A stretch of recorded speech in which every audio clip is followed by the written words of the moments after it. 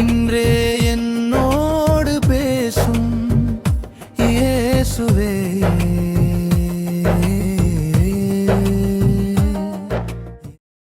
இன்று ஆண்டு உங்களோடு பேசும் வார்த்தை எரேமியா 30 அதிகாரம் 17 வசனம். அவர்கள் உன்னை விசாரிப்பட்ட சீயோன் என்று சொல்லி உனக்கு தள்ளுண்டவள் என்று பெயரிட்டபடியால் நான் உனக்கு ஆரோக்கியம் வர பண்ணி உன் காயங்களை ஆற்றுவேன் என்று கர்த்தர் சொல்லுகிறார். தேவ பிள்ளைகளே, இன்றைக்கு உங்களை பார்த்து அநேகர் இப்படி சொல்றாங்களா, சியோன்ங்கிற இடத்துல உங்க பேரை சொல்லிக்கிடுங்க. இப்படி நிறைய சுச்சுவேஷன்ல உன்னை பார்க்க யார் இருக்கா, உன்னை விசாரிக்க யார் இருக்கா, நீ தனிமை, நீ அனாத, உனக்குன்னு யாருமே கிடையாது என்று நீ தள்ளப்பட்டவள் என்று சொல்லி உன்னை ஆண்டவர் ரிஜெக்ட் பண்ணிட்டாரு, உன்னை குடும்ப வெறுத்து தள்ளிட்டுன்னு சொல்லி உங்களை யாராவது பார்த்து சொல்லிட்டு இருக்கிறாங்களா? தேவ பிள்ளைகளே, இன்னைக்கு மனிதர்களாலும் உறவுகளாலும் நீங்க தள்ளப்பட்ட லிஸ்ட்ல இருக்கிறீங்கன்னா ஆண்டவர் என்ன தெரியுமா சொல்றாரு?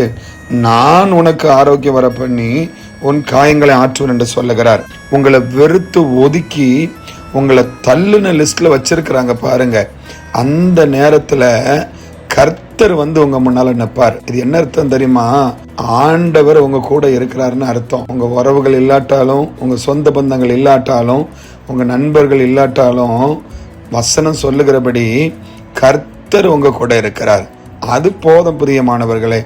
ஆண்டவர் உங்க கூட இருக்கிறதான் பெரிய பலன். உங்க காயத்தை ஆற்ற யாருமே இல்லைன்னு நினைக்கிறீங்களா? உங்க இருதயத்தில் இருக்கிற காயம், அநேகர் பேசின வார்த்தைகள் நிமித்தமாய் உங்க இருதயம் ரணமா இருக்கிறதா? கர்த்தர் சொல்றாரு, நான் ஆரோக்கியமாக்குவேன்.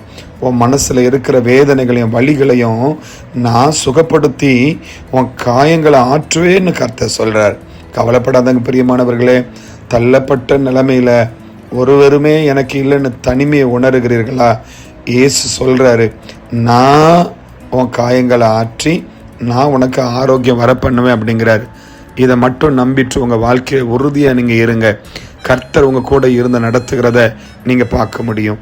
பரிசுத்தமுள்ள நல்ல பிதாவே, இன்றைக்கு இந்த வசனத்தின்படி எத்தனை பேர் விசாரிப்பற்று தள்ளப்பட்ட நிலைமையில இருக்கிறார்களோ அவர்களுக்கு கர்த்தர் துணையாய் நின்று அவருடைய காயங்களை ஆற்றி அவங்களுக்கு ஆரோக்கியம் வர பண்ணுங்க. உங்க பிள்ளைகள் கூட நீங்க இருக்கிறத நீங்க உங்களுடைய பிள்ளைகளுக்கு காண்பீங்க. சப்பா, உங்களுடைய பிள்ளைகளை ஆறுதல் படுத்தி சமாதானப்படுத்தி நம்முடைய பிள்ளைகளை நடத்தி ஆசீர்வதித்தருளும். இயேசுவின் ஜெபிக்கிறோம் நல்ல பிதாவே. ஆமென். God bless you.